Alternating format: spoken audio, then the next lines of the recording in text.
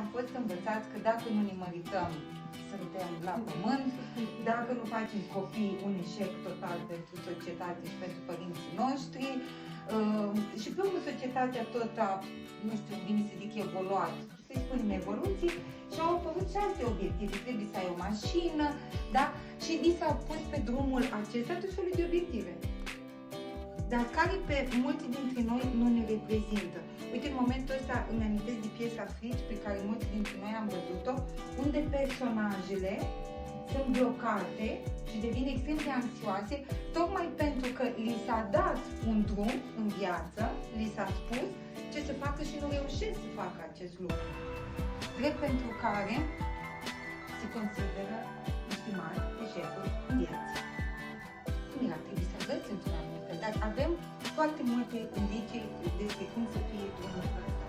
Virginia Satir vine și spune altfel. O să ajungem la viață, la drumul ăsta. Spre surpriză, că nu știu cum e, da? Dar, în primul rând, hai să ne uităm la ființă. Și aici vom exista asta.